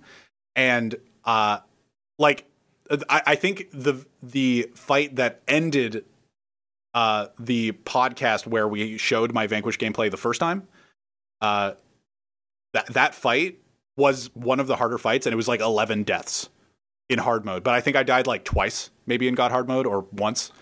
And, nice. And I was just like, good. Like, I'm just better at this game now. And like sometimes it felt more God than hard. Yeah. Yeah, I'm a God now. Let's go. Yeah, like a lot of moments where I'm just like, oh, I like that hard gave me a huge issue. I was just like, oh, this is totally easy. But like the boss fights, like at the end, so we're just like incredibly hard. I didn't get through any mission without dying at least once. I checked afterwards. Are we talking like the final 2 boss fights now? Yes. Okay, these are the ones that I watched you do, and holy shit, they looked like I wouldn't be able to do this at all. I streamed the whole playthrough, and when I got to the second last boss, and it's Burns. Nobody's gonna know what the fuck I'm talking about. Burns, everybody on the health meter. Everybody knows Burns. But it's just this like big like soldier guy surrounded by other like Marines. Yeah, so it looked like from my perspective, you're in this little tiny room with like some cover around, and there's like a dozen flying dudes going everywhere. Yeah. And then just one giant, I guess Burns is just there, you know. Yeah, and he periodically attacks you. He has like he like does his little cycle where it's just like, oh, I'm going to attack you. Oh, I'm going to back off. Oh, I'm going to attack you. I'm going to back off. But it's just mixed with all of the like smaller enemies. It's like when, okay, so in Sunshine, when you're facing a piranha plant, the piranha plant isn't really an issue, right? And it's the goobas. It's the goobas. The goobas come after you. Yeah, the goobas come after you. Like it's a way easier version of what my example is, but Burns wasn't the issue when at the start. Like it was just kind of like I have to kill the goobas. And yep. I have to remove these goobas so that I don't have to later. And like focusing the main boss would be stupid. But like before that even room, it's like a hunt down mission where it's just like you have to follow him. So you have to like, it's a cover shooter. So you go behind cover and then shoot all the goobas and then proceed and then try to not get killed by Burns as you just like follow him. You just tail him. He's not necessarily involved in the entire fight, but you are just like hitting him as you go. And then the last room is what you watched, where it's just like you're confined and he has a health bar and there's 12 goobas. And yeah, and you have to pick off one by one using like that stopping time function. And like hope he doesn't like rush up to you and like you don't see him or something. Mm-hmm. And you have to keep track of everybody. You can't have anybody fly above you. They try to like fly above you over the cover and shoot you because you're just behind the cover. If you stand out of cover for more than a split second, you are in the red. Oh yeah, you would like peek to throw a grenade and then go back in, and you would just die for doing that. Yeah, because you peeked for like a fraction of a second. It's like, oh, I have low health. I threw a grenade. Oh, I'm dead. Because it was ridiculous. Because there are 13 people in that room that are shooting me. And I remember on the time you actually ended up beating him, you had an assault rifle with like 600 ammo or something. Yes. You went through all 600 ammo. Yes. Had to run across the room somehow dodging Burns, get more ammo, and then beat him. That's how many shots it took. Yeah. So the assault rifle is really good because it's just like it's accurate. But it doesn't do as much damage as a lot of other guns, but it's accurate. Like there are other types of assault rifles, just like the heavy assault rifle, but the range is so large that it's just like, it sucks. Or in my mind, it sucks. Maybe Vanquish pros would know better, but I was just like, any Vanquish pros watching right now? Yeah, any Vanquish pros? We know you're out there. But yeah, so I picked at that, and that took me 72 deaths to get through that. And that was like 2.5 hours. It seemed like way more when I was watching. Yeah, it was 72 deaths total, and I got through it. And my tone, like when I beat it, I thought that was the end, because in my hard mode playthrough, the second last boss was the harder boss. Like I had such an issue with Burns, the second last boss of Vanquish hard mode, that I was just like, oh, maybe this is the end. And then I got like, oh, there's another boss fight. And it took me like 7 attempts or something.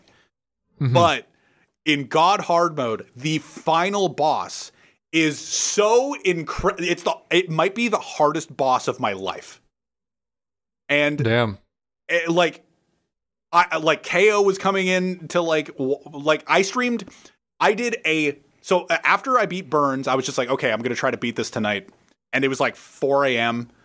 it was like 4 a.m. for me, and I was just like, okay, well, I'll give it a shot. And I gave it a shot. I played for an hour and a half and maybe I made like some progress, but it's basically these two soldier guys that they're just two bosses at the same time. Yeah, it's like a red and a blue guy, the exact same size, named like Alpha and Bravo. Yeah. And I thought you were gonna say more. I forget what their names. But they all have like specific moves to them, where it's just like, oh, if he's set one of them has overdrive burners that you have to focus in order to destroy, so that they don't remove your overdrive, because you're like I was saying, your overdrive is the most important thing in this game. And if he throws them and enough time passes, it'll just be gone. It'll be zapped. And then you're just kind of like stranded and waiting for your overdrive to fill up. And for the record, the health works like it's like regenerative. It's like Call of Duty or whatever, where it's just like you get hit and you're in stun mode or like in the red, and you just have to wait until you come back and try not to get hit while that's happening. But like there's a bunch of different moves these guys have. Like they throw a shit ton of grenades, but you can shoot the like pack of grenades before it blows up, but you have like no opportunity to. But the biggest issue, like they have all these set attacks, but that really is what gives you the opportunity to shoot them, really. The biggest issue with the fight was that the red guy of the red and like there's a red and blue guy, the red guy has this default shot that in hard mode I don't think was an issue, but in God hard mode it's a one shot. Yeah, I kept saying something one shot you. I think this is what you're talking about. Yeah, and eventually, like hours and hours in, I started to learn like when to roll and not burn overdrive. But I would start to use overdrive for that specific shot to roll, because you can roll into overdrive and then roll out of it, so that the shot cannot hit you. But it's just his default shot. If he's not doing anything, he is meandering the area and like peeking behind cover with you, being like, oh, I see you, I'm behind cover with you too, you're dead. And like some of the movement of these bosses, or of these two bosses, is so impossible to deal with, because they're just like, oh, there's this whole area, this whole battlefield, and they should be like on the other side of it. No, they're like, sometimes they're just crowding your jock. and they're just like on your side, like behind the cover with you, and you're just like, I have to deal with this guy that's behind like the cover with me, but also this other guy that's setting up for an attack that I can't get hit by, because if I get hit by it, I'm either in the red or dead.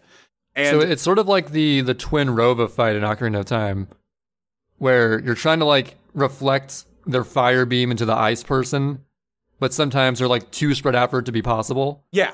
But in this scenario, like one will be in front of you, one's behind you, and one of them has like a one-shot attack, and you're like, where am I supposed to go now? Like, I can't hide anywhere. So. Yeah. So the whole time I was focusing this one guy that had the one-shot kill, and it was hours. So I said that it was an hour and a half of that like one session of attempts. I streamed the next day. It was my record stream. I have never streamed that long. I streamed for 16 hours straight. Oh, I thought it was only like 9 hours. Jesus. No, it was a 16-hour straight stream. To be fair, and it was the first time I had streamed Rocket League in forever, because I streamed. Oh, right. So the actual boss fight wasn't 16 hours. No. Okay, But I streamed like 8 or 9 hours of attempts, and then people wanted to play Rocket League, and I was just like, you know what? I'm down to take a break. And I played Rocket League for a few hours. And KO was in the call the whole, like, for a lot of the time. See, I didn't know you did more streaming after that, because I went to bed then. Yeah, KO was, I had KO join the call. It was so gratifying having him in the call, because he's played Dark Souls, Dark Souls is one of his favorite games, and he's playing Dark Souls 2 right now. And he's sitting there looking at this fight being like, what the fuck is this? Like, this is horrendously hard.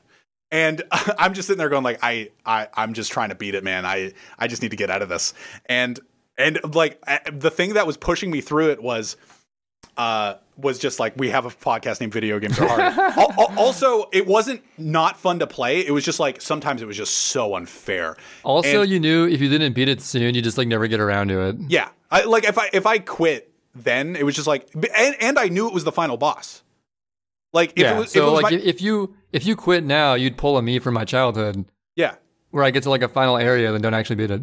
So I did stream for 16 hours. There was like a 4-hour period of Rocket League or a 3-hour period of Rocket League in the middle. But then I went back to Vanquish, and I did not beat it that stream. Oh, shit. I did not beat it. So Plot twist. So it was like an hour and a half plus, I don't know, what total? 13 hours plus. I'm actually glad that I didn't really know that because I didn't spoil that it wasn't this stream. Yeah. And the next day, I actually did I take a day break? I think I took a day break, and then the next day I came back to it, and it took me an hour and a half to beat it after that. But the crazy thing was, so this whole time and Trey at some point early on said in the chat was just like, I hope that if you get to like half health, there's a checkpoint. And yeah, the reason you even got past Burns was the checkpoint. Oh, yeah. Oh, yeah. Because you were like at a checkpoint, like he was at half health whenever you respawned. Yeah. Yeah, and there were a lot of checkpoints in Burn, actually. But so I was just focusing on the red guy the entire time. People would periodically be like, focus the blue guy. I'm like, I can't focus the blue guy because if I focus on the blue guy, then the red guy will kill me. Oh, no, dude. In that situation, the strat is always take care of one of them, and then only having one target is so much easier than two. Yeah. As any Dark Souls player could tell you. So after so many times of like getting the red boss down to like quarter health or like half health or quarter health, and it's just like my gun does barely any damage, and like that's one of the things KO was mentioning. It's just like it looks like your gun does absolute dog shit. And like I had a pair of like you can hold 3 guns at one time, and I was using the assault rifle because it has 600 ammo, and which is a lot, and the LFE gun, which just like pushes people back. Even that boss, it puts them into like a fall over animation, and they like fly away for a moment because they're flying as well. That's an important state. Like they're meandering, but they're also flying, and it's really a hard thing to handle. But what was I saying? So I had those 2 guns, but my other gun was like the shotgun, and it sucked for this fight. Like I think the shotgun, they're always like flying so far away from you. Yeah, I think the shotgun was good for the playthrough. Like against Romanovs, it's so good. Like the bigger the bigger chunkier enemies, they're so good. Of course, Romanovs. Yeah, I know that. Yeah, but it was so good for those fights, but for this fight, it sucked. And at some point, I was talking to Dap Yi, so shout outs to Dap Yi, which is a friend of KO. That's how I met him. We were talking about it one morning, and he was just like, maybe you should focus the blue guy. I'm like, I don't think I can focus the blue guy. But he did mention, but you are using like this garbage gun. Maybe you should just pick up another, like just a different gun that you could use. And I'm like, I just never thought of it. You know, and I just picked up the heavy assault rifle. Like even though it has bad aim, it does more damage. And if I'm like in overdrive and I've run out of assault rifle, then why not? And so I started that strat the next time I turned on the game, and I played it for an hour and a half, and I killed the blue guy or the red guy. Woo! I finally killed the red guy. And it went into like this quick time event animation where I had to mash X, and I was like, holy, like I didn't remember. Your adrenaline was pumping then, I bet. I didn't remember what happened. Like I didn't go back to my first playthrough and watch it because I did have it local recorded, but I didn't want to like do that. I didn't want to like, oh, what happens now? But because I could not remember what actually like the next state of the boss was. So I killed the red guy, and then there's cutscene that plays, and then I'm facing just the blue guy, and I'm like, okay. And he has the same health that he had, so like I had done some damage to him before because like I don't know, couldn't always hit the red guy or whatever. And the most important thing about this, when I got there, I was just like, okay, I can't fuck this up. I can't choke. I beat the red guy. I'm like, I cannot choke this fight.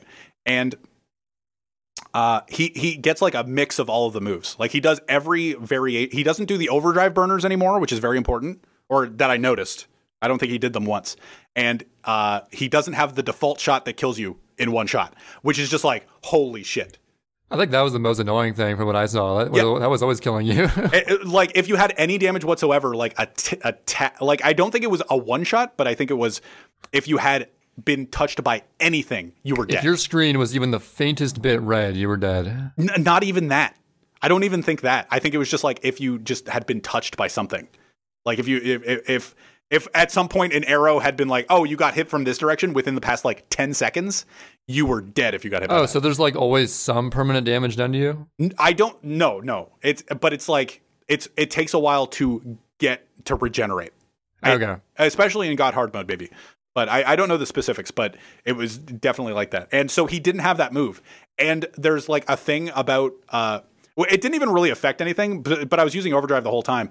They like, during the cutscene, they go like, "Oh, we're gonna remove your limiter now," because like Sam's just like, "Remove the limiter on the overdrive." It's just like, "Oh, but you'll die." And it's just like, "Yeah, but this fight, like, I'm gonna." This is way too hard though. Like, let me do this. like either I die or I die. And she's just like, okay, and then removes the limiter. It didn't really affect anything at all. You get more overdrive, but I didn't. Like, I was still getting like hit, and then my overdrive would burn because that's how like the game mechanics work. It's like, oh, you're low health now, you're in overdrive. Like, it puts you in overdrive just by default, and I'm like, shit. I guess whatever. I'm just gonna treat it like I was before. And they also have these melee attacks. Like the red and blue guy had these melee attacks, and the blue guy at the end, when he had gotten all of the moves, the melee attack had like this huge startup during the first part that made it like oh, you like, he has a voice line, he like stands there really slowly and takes out his sword or like changes his gun into a sword, whatever the animation is, and he like he does fly towards you pretty quickly, but like if you're paying attention to both characters enough, you'll be like, oh, he's doing his melee attack, and you can kind of like gauge. I still got killed by it because sometimes they did it literally just off screen, and I was just like, fuck.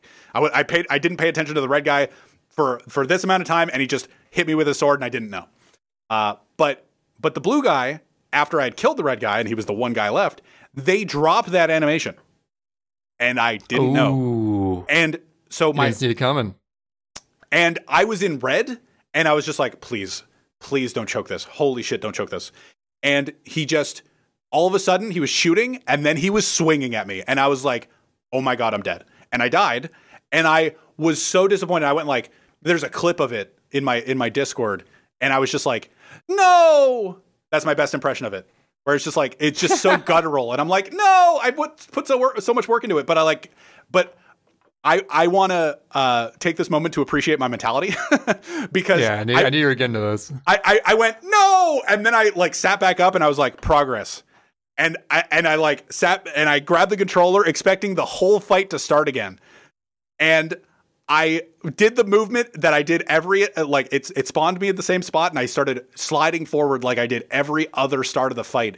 But the barriers were gone, because the barriers that you start with at the barriers that are in front of you at the start of the initial phase of the fight are there at the start, but they go down and never come back up. So I slid forward like after dying and went, where's the barriers? Holy shit, it's only the blue guy. And so I had gotten to a checkpoint, and I just like, I paused. I went behind cover, I paused, and I was like, holy, like, and I was so happy. I was just so happy to have finally beaten that part of the fight. And I knew this was going to be so much easier, because it's just, I have to focus on one guy. But even if that didn't happen, you had the mentality to be like, oh, it's progress. That exactly. Like, I look at that clip, and I'm just proud that I was just like, progress, even before I knew it was a checkpoint. And yeah, so I started the fight, and I was just like, holy shit. Like, I was just like, it's a checkpoint. And I just like yelled. But and then it took me probably like a few more tries after that, like 4 tries to beat this one single blue guy. The fact, like, it was 2 guys was so hard, and then this one guy was just so much easier. Even though they gave him all of his health back, like, he was a full health blue guy. I'm like, yeah, I can still do this. And like, because they also give you all of your EMP grenades back. Like, that was the one thing I was lamenting while I was facing the blue guys, like you can hold 3 EMP grenades that just like stun them on the ground, and you're just like, you can shoot them. You don't do a lot of damage, but you can still shoot them and stun them and like save yourself if you're in a bad spot. I had used all 9 that are in the environment, and because they're all they come back after the checkpoint, and they came back after the checkpoint. Yes. So because they give you full ammo, so I had all of my ammo back, and I had all of the EMP grenades in my inventory and around the map, and I was just like, cool. So it took me 4 more attempts. It ended up being, sorry I'm taking so long on this, but it ended up being 506 deaths total in that one fight.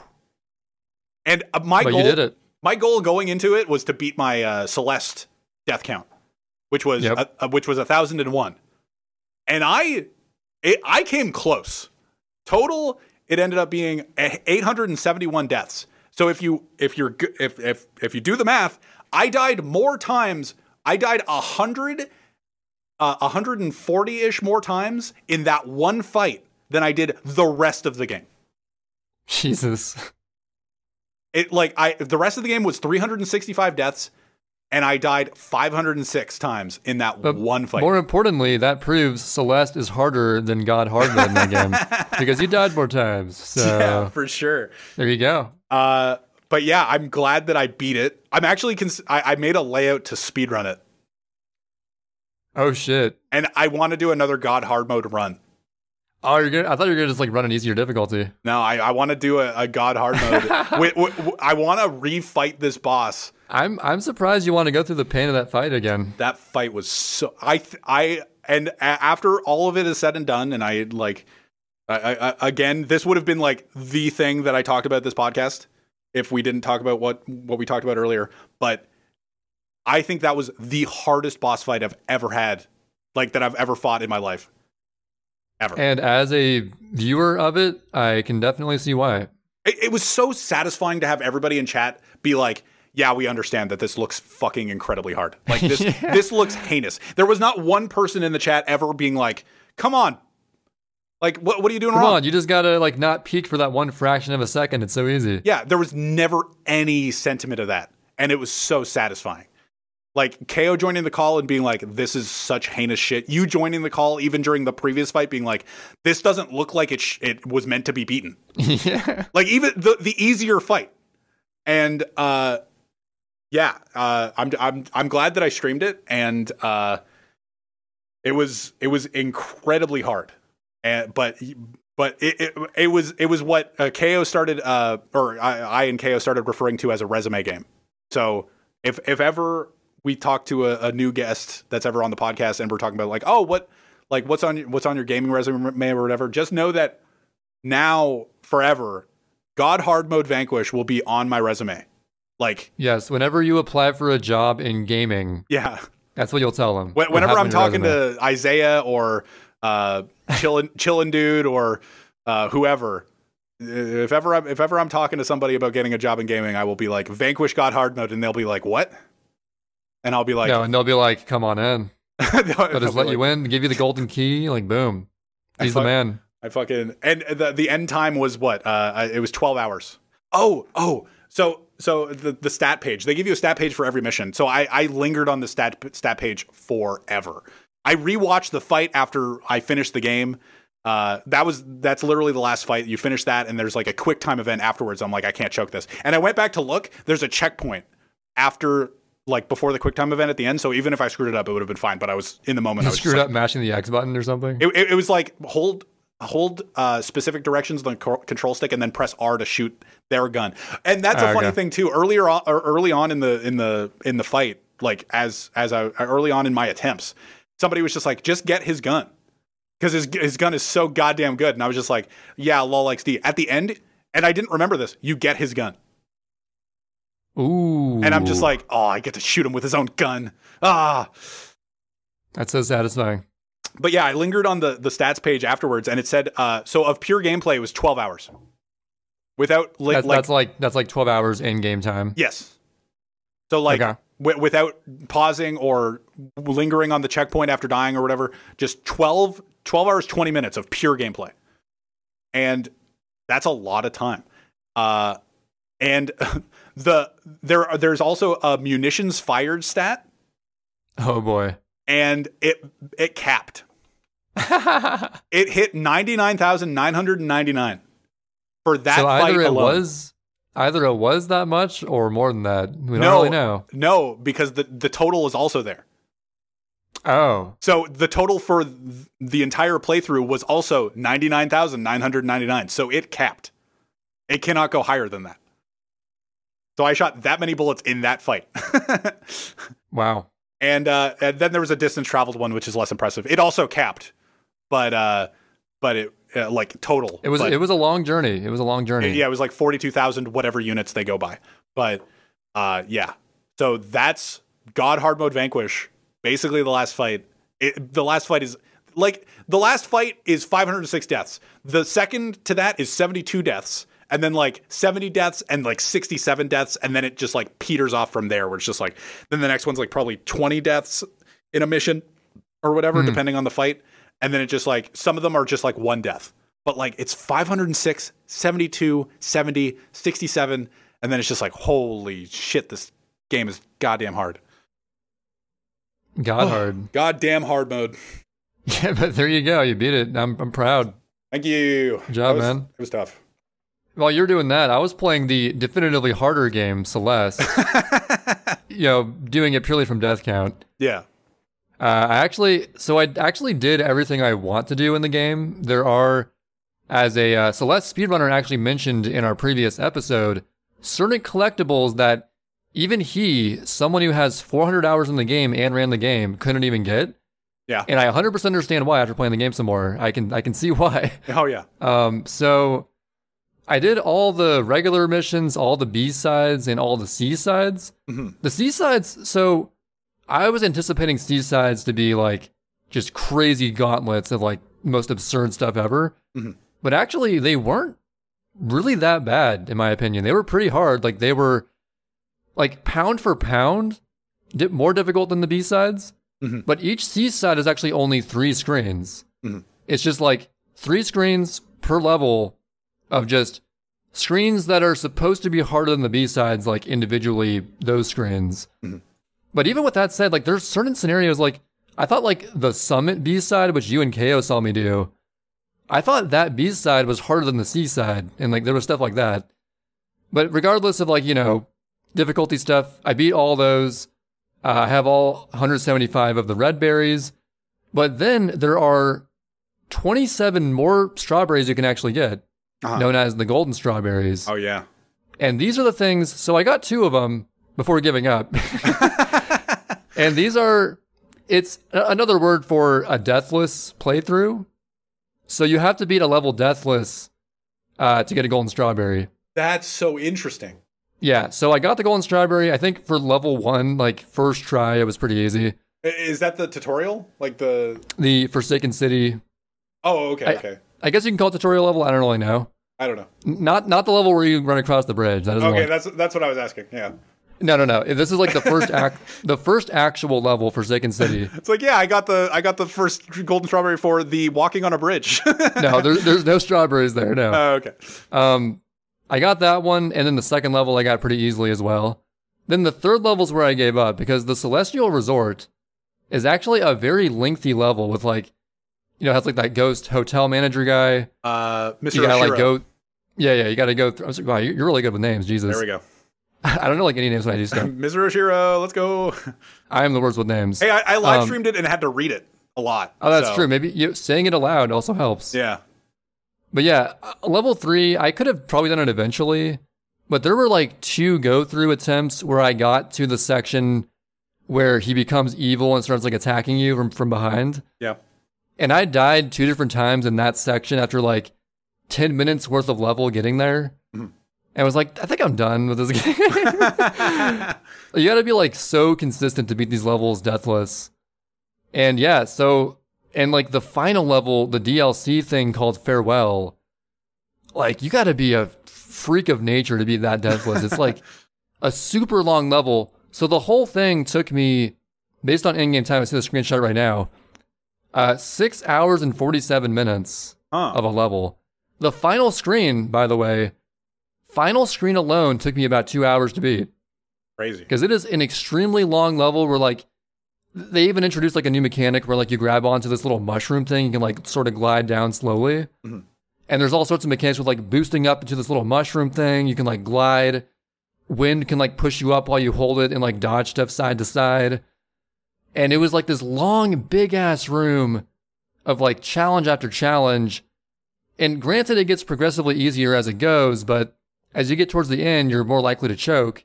Yeah. And I did choke at the very end of this super long room, like 3 times. Like, very last, like, had to, like, boost to, like, re-grab the mushroom thing, and, like, I missed it or something. But 2 hours later, I beat that room. But, like, people have actually managed to get Golden Strawberry, like, deathless, that entire DLC level of, like, all this stuff.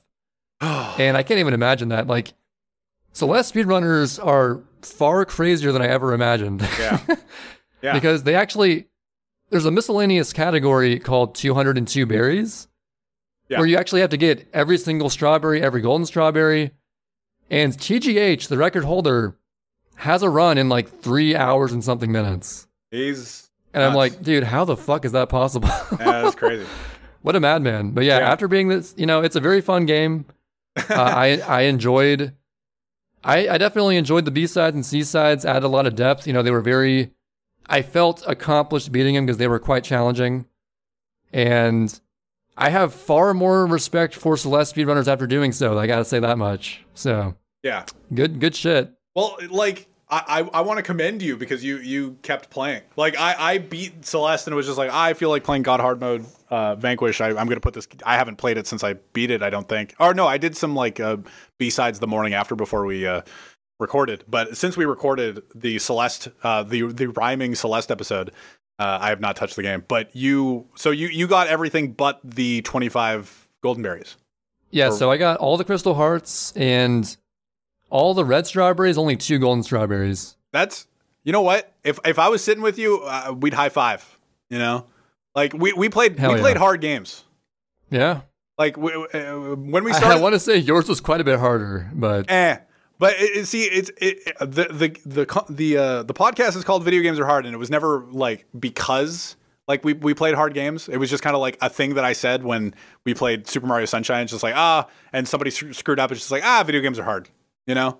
Yeah, and just the instant response to losing a run. Like, video games are hard. Video games are hard. No big deal. That's how it goes. But turns out that some games, even casually, they're just hard games. They're just insanely. They are God hard mode games. God hard games, even. Yeah, goddamned hard. But we have completed a couple of them. Like, we've played Dark Souls and stuff, but we added 2 more to the list today. Not that I don't know if. Should we make a list? I mean, a list in our heads, I guess. Okay. I have a physical list of movies, TV shows, and games, like my bucket list of stuff to get around to. Yeah. I'm probably not going to make a list of like stuff I've done, though. I don't see the point in that. Yeah. Like, I know what I've experienced. Yeah.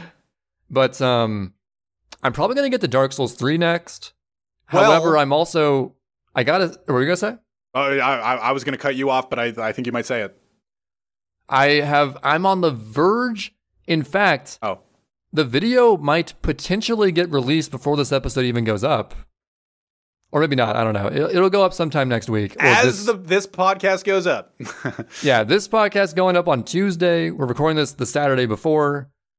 But sometime the week this podcast goes up, I will have a new piece of content that I created for my main channel, Average Trey VG. Mm-hmm. All about Sunshine spin jump stuff. Everything you got to know about spin jumps. I think it turned out to be a sick video. Has a lot of funny moments in it. Yeah. I mean, in our DMs, I remember you said something along the lines of like, all of this has been putting me in such a bad mood. And I was just like, but I figured out how to end this video and it's hilarious. No leaks or no spoils. Yeah, I thought of like a really funny ending to my video, like literally last night. And I was like, dude, this is the perfect ending. Yeah. Yeah, I'm excited to share it. I think it turned out pretty good. I'm always like sort of worried that like, it's going to be boring. I'm just like info dumping all this stuff. But then it turns out being like, yeah, it's actually a pretty good video. So that'll go up sometime this week. Yeah. But yeah, after that goes up, I'm done editing that. I will return to Sunshine any % to get a better 114. Mm-hmm. and probably do that along with Dark Souls 3 casually. So. I think that like speedrun wise, I think with this like groundswell of people wanting to try to take the records back, I think I'll be playing some 96 to try to get that back. Ever since these events, I'm more motivated to play SMS for sure. Yeah. So I think the timing was good with me pretty much finishing this video. So. But wait, what were you saying? It's just like the timing was good. It's just weird. Oh, that's awful. All right, anyway. Yeah, it's just like such a weird thing to say. But like gaming wise, like I kind of want to play Vanquish a little bit. Like I'll probably. Dude. After seeing that shit, I'm surprised you ever want to touch that game again. I could put it down, but I like the idea of like. I would have been like, dude, I'm done with this. Never playing this again. This is too hard. If I can somehow like control it, you know, if I can just play that boss and beat it like really easy, then that would feel so good. But have you looked into, have there been speedruns done in that game? Psychonauter told me that there was like a God hard mode run done in 2 hours and 55 minutes. Damn, that's crazy. That's all I know. But I didn't watch it. But what I was going to say is, so I bought Nick All-Stars the other day. I did not buy it. Like actually, I saw you playing it a little bit. Yeah, current game wise, I bought it and I played a Nigel Thornberry as cat dog for like 40 minutes or so, and he kicked my ass, and I was just kind of like, oh, okay. And I put it down since. I think it looks fun. I'll probably put more time into it a little bit more. But other than that, both Trey and I know KO is eventually going to get it, and Quan says he will get it. We bought Back 4 Blood. Yeah, the spiritual successor to Left 4 Dead. Yeah, and kind of what it is. And that comes out 3 days from now, and I'm very excited for it. Like, yeah, my one concern is that for the next 3 weeks, my schedule is going to be super early because of work stuff. Yeah. So if you guys are up late doing that, I'm not going to be able to join you. Yeah. But hopefully, like you guys decide to play a little bit earlier, then I can actually join. Yeah, so. well, KO is so unpredictable. I don't think he'll care about me leaking this, but he DM'd me yesterday. So KO, on his podcast, we talked about how much he sleeps, and like he had, it's like, oh, I slept 23 hours once. Like you might not remember it was episode 3 of this season, so a few months ago. But I think it's actually, that's a world record sleep. The world record longest sleep, 23 hours. He beat it. Way. Yesterday he DM'd me and he was just like, oh, I beat my record. 36 hours unmedicated sleep. No, wait, what? That's what he told me. Is this guy real? I don't know. So am I interacting with like a human being when I talk to KO? So who the hell knows when we're going to play this game? Who the hell knows? Holy crap. I know that Quan's been fiending for Rocket League lately. During this podcast, even he is DM'd being like, "Hey, we're gonna play," and it's earlier now, so we could probably get Quan whenever. And yeah, so Back 4 Blood is on the table. Yeah, I'm pretty excited for that. I'm not much of a FPS person, but those zombie type games are pretty fun with friends. Yeah, Left 4 Dead was hella fun to play. It's hard, but it's fun. Yeah. But video games are hard, so boom. But video games are hard. And the last thing that I have on my list, actually no, there's 2 things more, but I don't think I. Yeah, we probably wrap this up soon. Yeah, right? Liam got the world record. Yeah, Liam Mario 64. Liam got the world record. Wait, he got the record? Yeah. It's like 2,000. It was 2,000 likes earlier today. What? Oh, today? I didn't even see that. Yeah, he got a 138.13. I saw him get a PB earlier. Yeah. But didn't see the new record. Wow, good job, Liam. Let's go. I saw Oddme's tweet being like, oh, what a Chad. He took a break for however long, came back for 2 months and got record. Dude, Liam is a madman. Yeah. It was just like, he did it. And I'm always jealous. Whenever I see someone take a long-ass break and then come back like instantly like in full form again, for some reason I can't do that. Whenever I return from a game, I'm like, dude, I'm so rusty. Yeah. I can't do this anymore. Yeah, like even with me, like when I got 96 record, there were still strats that I'm just like, I don't even remember what I'm supposed to do for this room. I felt like it took me like a good 2 or 3 months of playing after not playing for a year to like sort of reach like my old full potential. Yeah. So it's tough. Video games are hard. And I know we're saying that a lot, but it's apt. But it's this true. Episode. It's true. It's true. But yeah, that's one of the last things. Other than that, I know you've been watching Squid Game, and me too. I finished episode 5 last night. Yeah. How did you stop it at the end of episode 4? I mean, I knew they were going to win, and I was right. But yeah, we're not going to spoil anything. So they win some games in Squid Game. Woo! They win it. They win a game in Squid Game. Whoa. But yeah, that's crazy to me. I've been enjoying that so far, though. It's really got me hooked. So. Yeah, I think that's sick. But yeah, I think that's a good place to. We talked about our games we've been playing, what we're planning on playing, and we covered the drama. It's again, if you have any questions of things we didn't cover, let us know. So do you want to do the wrap up? All right, I guess I'll do the wrap up if you really want me to. All right. Well, this has been episode 16 of Video Games Are Hard. I hope you enjoyed listening. And we are on Spotify and Google Podcast and YouTube on the channel Sid in Trey. I almost messed that up. You did mess it up. Almost. I corrected myself, so we're good. I for some reason I forgot what my name was for a second. I was like Sid in. Wait, who's the other person? Sid N Trey. Just an I was N. like, is it Sid in Trevor? Like no, it's not Sid in. It's Sid N. Sid N, like Sid, the letter N. Yeah, like the letter N. Yeah, Sid in Trey. Yeah. Or no, not like I am. Yeah. No. Oh god, that's disgusting. All right. I know. Sid N Trey. Just Sid N Trey. I think I'm out of here. You got to emphasize this. All right. I didn't realize there's a difference in pronunciation of like in and n. You got to think this through. That's like dude, maybe we should rethink our name. We should rename our YouTube channel name. I think our name sucks. We should rename our channel. All right. Yeah, we'll consider that, and we'll be back next week with a new podcast. All right, bye everyone. Bye, buddy.